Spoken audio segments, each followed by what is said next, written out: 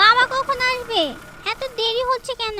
তোমার বাবা মনে হয় এতক্ষণে বের হয়ে গেছে। ঈদের সময় শহরে গাড়িতে এমনিতেই অনেক ভিড় থাকে, বাড়ি আসতে মনে হয় বিকেল হয়ে যাবে।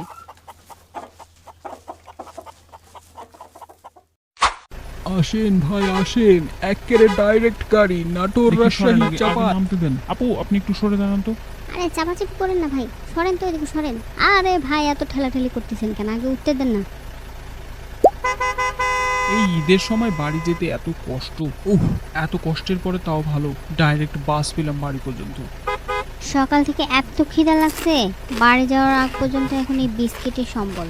ওহো, ছেলে মেয়েদের জন্য ঈদের নতুন জামা কাপড় তো নিলাম, কিন্তু চকলেট বিস্কিট কিছুই তো নেওয়া হলো না। দেখি বাস থেকে নেমে বাড়ি যাওয়ার আগে চকলেট বিস্কিট কিছু তো একটা নিতে হবে।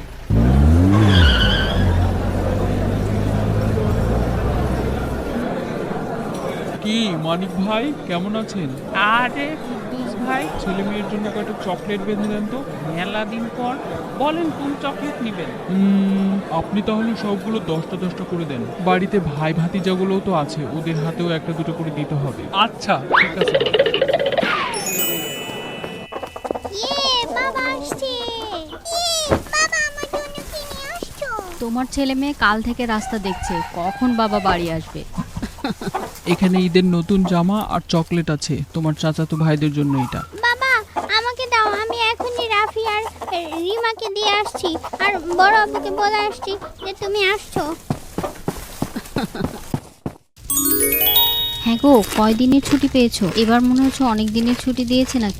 হ্যাঁ, কোম্পানিতে এবার 8 দিন ছুটি দিয়েছে কুরবানি ঈদের।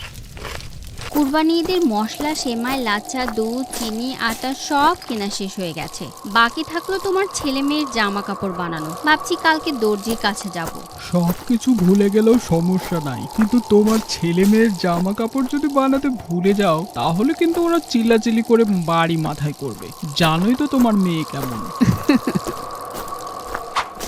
মা তুমি তো বলছিলা বিকালে চলে আসবা, সে কখন থেকে তোমাদের জন্য অপেক্ষা করছি, সন্ধ্যায় তো হয়ে গেল। আর কদিন পরে কুরবানির ঈদ, তাই বাজারে এত ভিড় মনে হচ্ছে কোনো পা ফেলার জায়গায় নেই। এই জন্যই তোমাদের বলেছিলাম তোমরা বাড়িতেই থাকো, আমি তোমাদের জন্য চকলেট নিয়ে আসবো। এই নাও। আমি নিব। বৌমা, সন্ধ্যা হয়ে গেছে, ঘরে চলো। হাত মুখ ধুয়ে আমার ছেলেটাকে কিছু খেতে দিবে। ছেলেটা সকাল থেকে বাইরে ছিল, কোথায় কি খাইতে পাইছে কি পায়নি।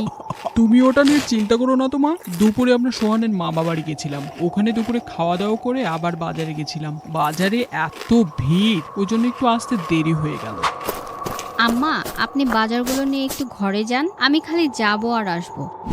আচ্ছা তাড়াতাড়ি চলে আসো, বেশি দেরি করো না, সন্ধ্যা হয়ে গেছে। সকালে মিতুর মার কাছ থেকে 1000 টাকা ধার করে নিয়ে গেছিলাম, আমি দিয়েই চলে আসছি। অনেক দিন থেকে লদ্দুর বাড়ি যায়নি, ভাবছি ঈদের পরে যাব। তুমি চিন্তা করো না, আমি তোমাকে দুলা ভাইয়ের বাড়িতে রেখে আসবো। আম্মা, তাহলে আপনার হাতে কোরবানির গোশত আর কিছু ফলমূল দিয়ে পাঠাবো আপার দুলা ভাইয়ের জন্য।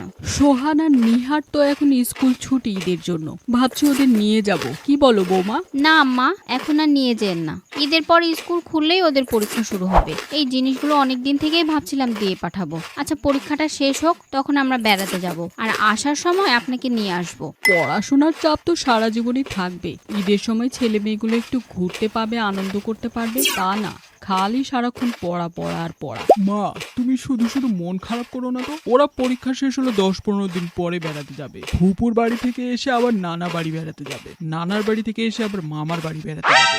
আচ্ছা এখন এগুলো বাদ দাও তো, রাত হয়ে গেছে, তোমরা হাত মুখ ধুয়ে আসো, আমি খাবারের ব্যবস্থা করছি।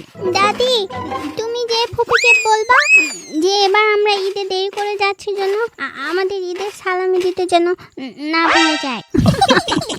মা আমরা কোথায় যাচ্ছি? ঈদের জামা বানানোর জন্য দর্জি বাড়ি যাচ্ছি। ঈদের সময় এমনিতেই ওদের অনেক কাজের চাপ থাকে, দেখি ঈদের আগে দিতে পারে কিনা। মা আমাকে কিন্তু দিতেই হবে, আমি প্রথম পরীক্ষার দিন ঈদের জামা পরে যাব।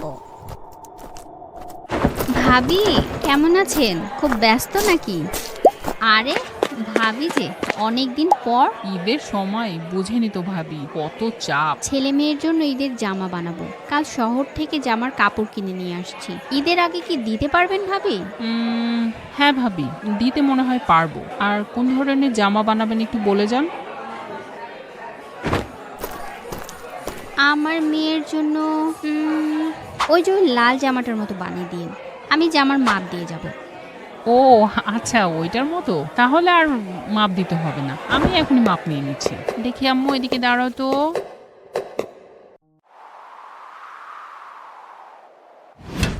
এত সকাল সকাল কি করো তুমি? তোমার ছেলে মেয়ে কালকে রাত থেকে জেদ ধরছে যে শীতকাল তো শেষ হয়ে যাচ্ছে, আবার দাদিও কালকে সকালে আসবে, তো একটু পিঠা বানাও না মা। ও আচ্ছা, আমি এই গামলাতে পানি ভর্তি করে দিচ্ছি। ওহো, পিঠা যে বানাবো, বাড়িতে তো গুড়ই নাই, ভুলেই তো গেছি। এত ভোলা মন আমার। দেখি পাশের বাড়ির ভাবির কাছে একটু গুড় চেয়ে নিয়ে আসি। তুমি একটু খেয়াল রাখো তো যেন দুধে বিড়াল মুখ না দেয়। আচ্ছা ঠিক আছে, দাও। ভাবি, মিতুর মা, ভাবি, ভাবি একটু খুললেন তো ভাবি। ক্যারে ভাবি, এত সকাল সকাল কিছু কবেন? ছেলে মেয়েরা পিঠা খাওয়ার জন্য জেদ ধরছে, বাড়িতে গুড় নাই, এত সকালবেলা তো দোকানও খুলেনি। আপনার কাছে কি একটু গুড় হবে ভাবি? থাকলে দেন। হয় ভাবি, মিচ্চানা গুড় আছে। আচ্ছা ভাবি, আপনি এটি আনা থামেন, আমি আপনাকে নিয়ে এসে দিচ্ছি। লেন ভাবি, এক নাই আছে। আমিও কালকে পিঠা বানাইছিনু তো ভাবি, ওই জন্য বেশি নাই। কিছু মনে করেন না ভাবি, এত সকালবেলা ডাকাডাকি করলাম। দোকান খুলুক, তখন সোহানের আব্বা নিয়ে আসলে আমি আপনাকে দিয়ে যাবনি। আচ্ছা, আপনি যখন পারবেন দিয়েন তো।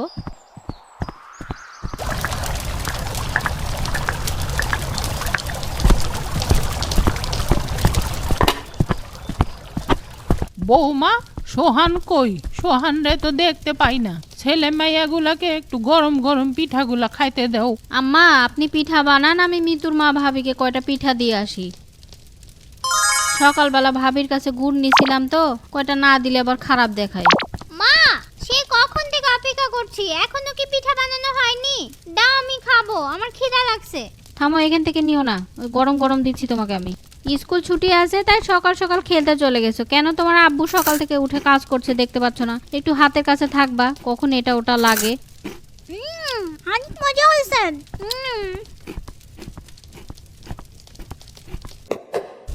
কদিন থেকে যা কাজের চাপ, পিঠা বানাবো বানাবো বলে বানানোই হচ্ছিল না। ঘর বাড়ি পরিষ্কার করা, কাপড় চোপড় পরিষ্কার করা, ফ্রিজ পরিষ্কার করা, কুরবানির জন্য মশলা বাটে রাখা, কত কাজ। যাক বাবা, তাও ভালো, ঈদ আসার আগে কাজগুলো ভালোই ভালোই শেষ হয়ে গেছে।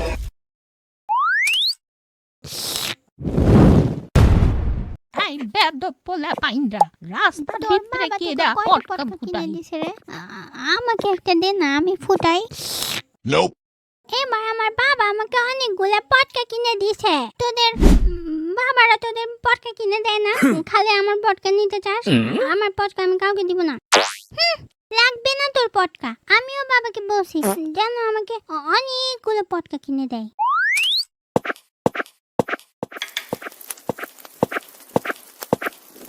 মা, বাবাকে বলো না আমাকে পটকা কিনে দিতে। ওরা সবাই একা একা কিনে একা একা ফুটাচ্ছে, আমাকে একটাও দেয় না। আচ্ছা, আর মন খারাপ করতে হবে না। কালকে রাতে তোমার বাবাকে আমি বলছি যেন তোমার জন্য পটকা আর নেহার জন্য মেহেদি নিয়ে আসে। সকাল থেকে বাড়ি ফিরেনি তোমার বাবা, মনে হয় বাজারে গেছে। সত্যি? বাবা কি তাহলে এখন পটকা কিনতে গেছে? হ্যাঁ, তাই তো মনে হচ্ছে, পটকা কিনতেই মনে হয় গেছে। মা, তাহলে আমি একটু রাস্তায় যেয়ে দেখি, বাবা যদি একাই অতগুলো পটকা আনতে না পারে। রাস্তায় গাড়ি ঘোড়া চলছে, সাবধানে যেও, রাস্তার মধ্যে দৌড়াবে না কিন্তু। যা, হাট হাট হাট, ডাহিন ডাহিন ডাহিন। বাবা, তোমার হাতে ওগুলো কি? ওগুলো কি পটকা? ওগুলো কি আমার জন্য নিয়ে আসছো? না, এগুলো আমি আর আমার ছোট্ট মেয়ে নেহা ফুটাবো, তোমার জন্য নিয়ে আসিনি। বাবা, আমাকে একটু দাও। বাবা, আমাকে একটু দাও। বাবা। পাগল ছেলে একটা, তোমার জন্যই তো নিয়ে আসছি। চলো বাড়ি চলো, এখন আর দেখতে হবে না, বাড়ি যেয়ে দেখবা। সবকিছু তো মনে হয় কেনাকাটা শেষ হয়ে গেছে। ওগো, কোনো কিছু কি বাকি থাকলো? সবই তো কেনা হলো, শুধু এই ঈদে আমাকে কিছু কিনে দিলা না। মা, বাবা তো অনেকগুলো পটকা নিয়ে আসছে, অর্ধেকটা এখন ফুটাই আর অর্ধেকটা ঈদের দিন ফুটাবো। হ্যাঁ, না না, এখন ওগুলো ফুটাতে হবে না, রাখো ওগুলো রাখো। এখনো যদি সব ফুটাই দাও তাহলে ঈদের দিন কি ফুটাবা? ঈদ হতে এখনো 3 দিন বাকি, এমনিতে হাতে টাকা পয়সা নাই। সব শেষ করে দিলে আমি কিন্তু আর এনে দিতে পারবো না, জেদ করো না, রাখো ওগুলো রাখো। সবাই আমাকে দেখায় দেখায় আগে থেকে পটকা ফুটাচ্ছে, কত আনন্দ করছে, আমাকে কেউ আনন্দ করতে দেয় না। বাবা তো এখন ঘুমাচ্ছে, চুপ চুপ করে কয়টা পটকা বের করে নি। আমিও সবাইকে দেখায় দেখায় বড় বড় পটকা ফোটাবো আর বলবো, দেখো আমার বাবা আমাকে অনেকগুলো পটকা কিনে দিয়েছে। সোহানের বাচ্চা! বাবা, আমার কোনো দোষ নাই। রাফিদ আমাকে বলছিল তোর পটকাগুলো দেখি, আমি তো ওকে শুধু দেখাইতে নিয়ে গেছিলাম। কান ধরো বেয়াদব ছেলে, কিছু বলি না জন্য লাই পেয়ে পেয়ে মাথায় উঠে গেছো নাকি? বারবার নিষেধ করলাম না, এখন পটকা ফুটাতে হবে না। এখন যতক্ষণ না শেষ হবে ততক্ষণ আর শান্তি নেই। এই জন্য কিছু চাইলে কিনে আনতে মন চায়।